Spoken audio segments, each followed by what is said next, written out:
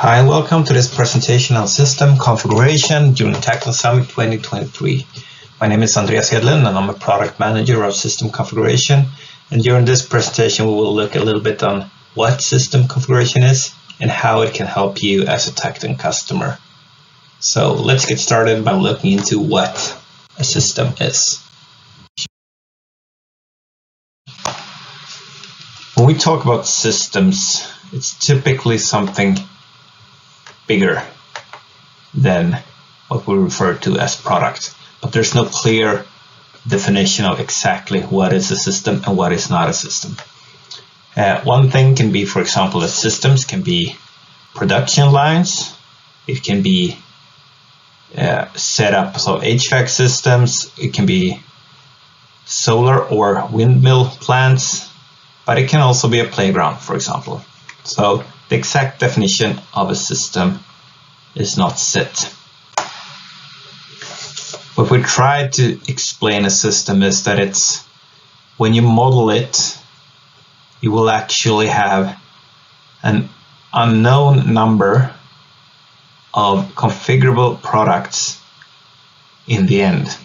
So not when you model it, you know which products consist of. You can set some kind of outer limit, but you never know if a user will add 1, 2, or maybe 1,000 of a specific product into their sales quota. One other important aspect here is, of course, we're not talking about individual configurations. We're talking about the configurations in terms of that if changing one thing may or may not affect the rest of the system. Another important aspect that becomes more obvious when talking about system is that things interrelate to each other, both in positioning and or in order. So that is what we refer to as a system.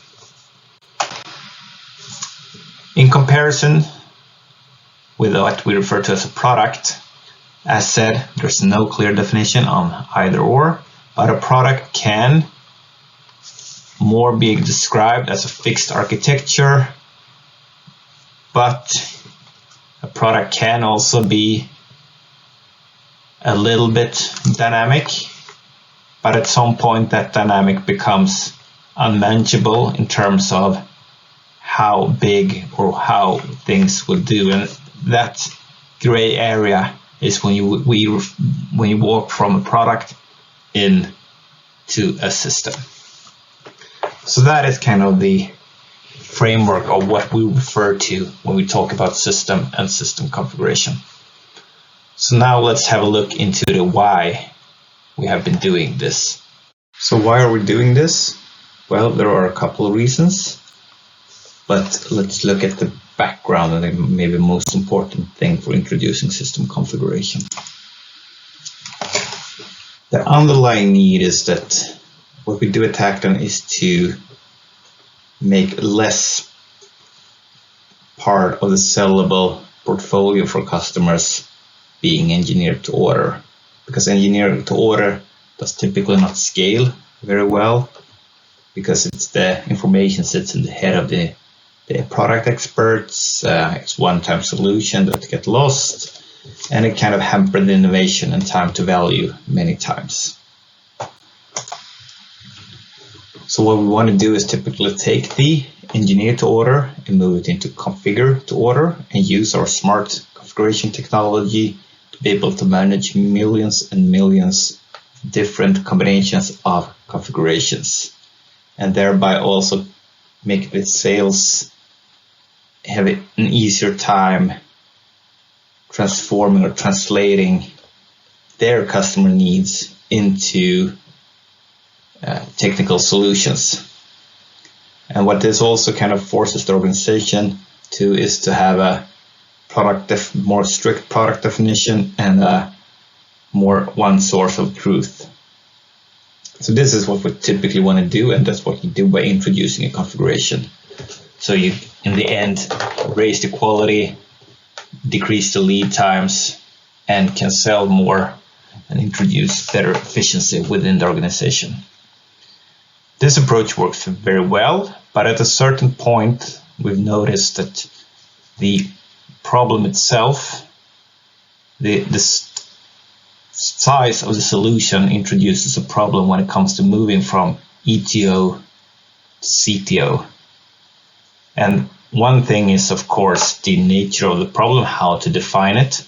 The other is that it's actually becomes a performance issue if you have too big of problems put into the same constraint-based configuration. So to be able for our customers to sell bigger systems within Tacton CPQ, we needed to address the performance problem of putting too much into one configuration problems. And with this, it also came need to better manage what we refer to as open-ended configurations, where we don't know the end result. Another part when you sell system in comparison to products is that the flexibility on how things are interrelated and where they sit next to each other is bigger. And with systems configuration, that's also a problem that we'd like to address, the flexibility on how things interrelate and how they scale. And the third part is, of course, then to visualize all this in a good manner for the user so they can look at their solution from different perspectives. For example, it can be a more quote-like view where you see them machine by machine, or if you're selling a production line, it can be that you want to see all the machines in the order they appear in the final installation. So these are the problems or challenges that we want to address and why we're doing system configuration, to be able to bring bigger part of portfolio into configure to order. So who are then benefiting from system configuration? What is the value for the organization? Well, of course, for the product managers, it's similar to the product configuration that you can introduce. It should be easier to introduce and maintain systems. For the modelers and CPQ administrators, it should be easier to model these bigger problems in CPQ, and to also not only model the solutions and systems themselves, but also better tools to improve the interactions for the end users, to simplify the sales journey for the users.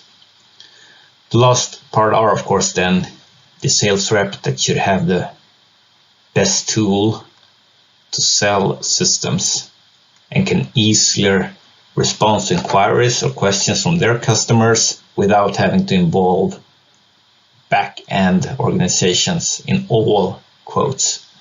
That will still be needed, but then can then be focused maybe on very extreme complex sales.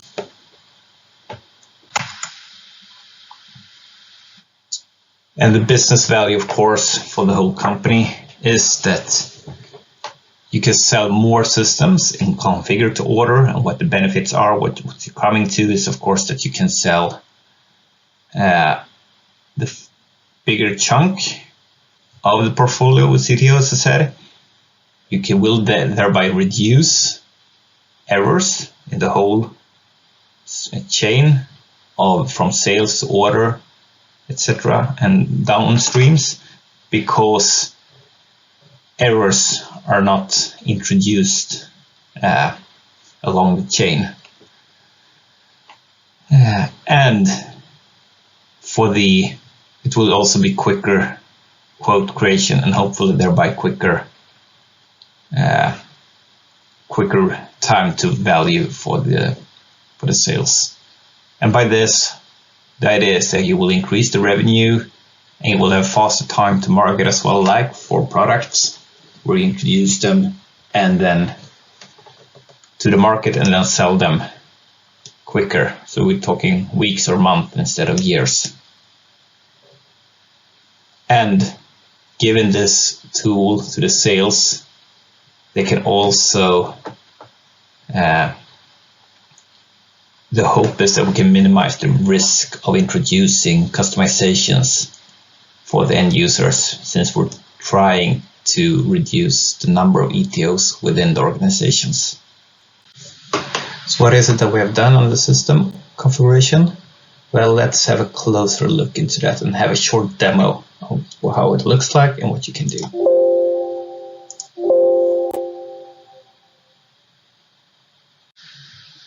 System modeling and configuration, it is a complementary technology to our current configuration capabilities.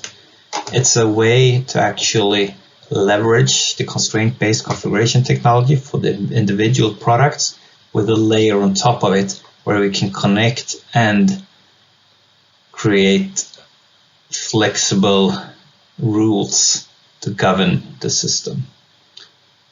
It's not written in constraints, it's an action and rule based on the system level, where we can use our proprietary language, TIPEX or Tacton programming expression language, to write actions and rules that the user can interact, or it can be automatically interacted with depending on actions the user takes in the system.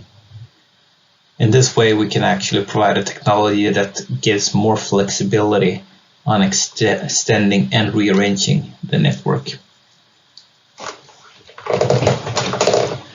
This also gives us better flexibility in presenting the configuration problem or the configurator to the user.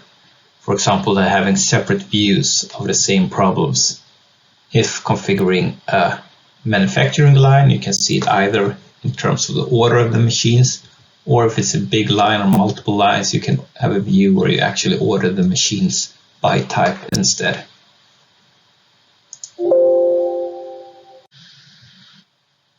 Just going a little bit deeper into the how it's built up, and the intention is to see that you have a two-layer approach where the bottom is made of contained constraint-based problems, typically machines in a production line. On top of that, there is a network or a system of nodes, where each node represents either a complete configuration problem, but a node can also be an extension towards an external system, or it can be a single variant or a module where you just select something. Between the nodes, we have connections represented by the green lines in this slide that tells how the nodes interrelate to each other, what information can be connected. A little bit with a demo here. And the demo consists of a bottle production line, and each of the machines in the line is what represented by a node, or it's a configuration problem. Each of these nodes or machines has an in port and an out port, which says what can I connect to. Then there are a couple of global attributes that says that are the common denominators for the line and what every machine in this line needs to adapt to be able to work. So just let's start by have a quick look in administration, how this is represented. Looking into administration, we have a new tab called System Models, where they have a lot of different options, what you can do with a system model. The main building blocks are, of course, the global attributes, which apply to the whole system, and they can be either of a type calculated, or they can be contextualized attributes coming from the outside, or input where the user actually inputs something that should or will affect the system. Then the central building block is, of course, the nodes. A node has its own set of attributes. You can also define ports on the node. And if the node is an assembly, then you will have sizing, where you can actually update the node based on the outer attributes. The node also has settings, and the node can be of different types.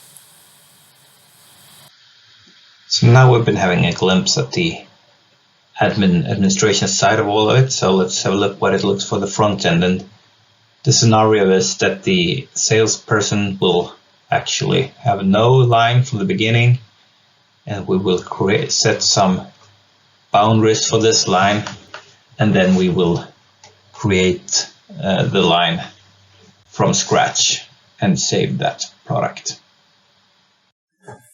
So I'm starting here with a solution which contains no product. So let's start by adding a product.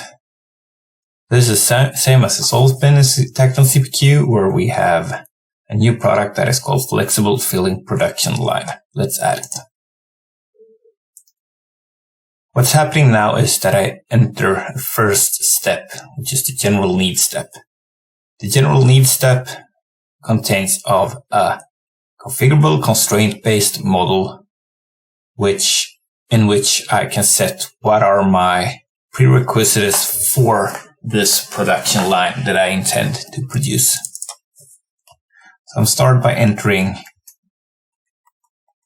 some requirements of number of bottles. I intend to sell this in North America and more specifically in the United States, and therefore I add it and I just double check, and the constraint-based solver works perfectly, and it says that since I selected the US, North America is my region of choice. Once I've done that, I feel confident that the rest of the settings are nice, and I walk on by to my production line. Now when I enter my production line, I can first of all look on the right side where I can see the different products that I configured and the total price at this point. Please note that the pricing is only consisting of the product I configured in the general needs step. For further pricing and production line adding, I need to start configure my system. I've selected that when a user starts, there is no system in place. So the first thing I've done or need to do as a user if I want to sell a configuration is to add a line. And as an admin, I created a couple of options here, but let's have the standard line, which is the most common sale case for this company. So by pressing this, it thinks for a while. And what it actually does now is that it's created my new line.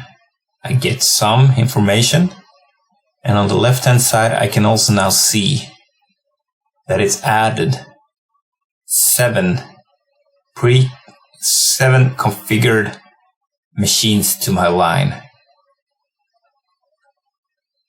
On the right-hand side, I can also see that my pricing has been updated with all these 7 machines and with a specific bill of material for all the machines. I also get a total price. Finally, one of the requirements when introducing a system configuration is, of course, that the solutions can grow, and therefore it's important to try to be performant even in larger solutions. So I will end this presentation by showing a case where we add a lot of machines to a solution and still being performant. To demonstrate the performance in the system configuration, where right now I'll add a custom line where I actually will enter 20 machines of each type, and I do this by this pop-up, and in the end I say that they all should be automatically configured. Once I've done this, I will run the configuration, and the system will run for a while, and then it will have created all of my items configured and ready. So I can, if I'd like to, view the result and press finish. On the right side, we get the full bill of material, and at the end, we'll see that the total price has once again been updated to the total amount of 24 million euros. In the middle here, we can also see some of the validations. The first one is the built-in validation, since I set the pelletizer to maximum quantity of 10. And the second one is a custom error, where I've said that 2 bottle feeders can't sit next to each other. Even though I have that validation, it's not blocking the user from moving on. So thank you for listening today, but before we end this presentation, I'd like just to summarize what system configuration is all about. So the pain points we're trying to address is, first, its large-scale systems can mainly be sold through ATO today, which results in a high cost of sales, and by introducing system configuration, you can hopefully add more of your portfolio to the CPQ. When you address these larger scale system problems, the performance can be poor, and therefore we introduced this new technology to address that, to increase the user experience and also the adoption rate. And there is also a pain point when CPQ projects can drag in time if you're not using the correct technology or tools, and which results in many workarounds and a maintenance problem, so it will be a longer time to value. We address this by split our current configurations into smaller independent problems and connect them by a system layer. We still use our constraint-based technology within those smaller complex products, but on the higher level where the relationships are a little bit easier and other demands are set on the system, we're using our new action and rule-based connections technology.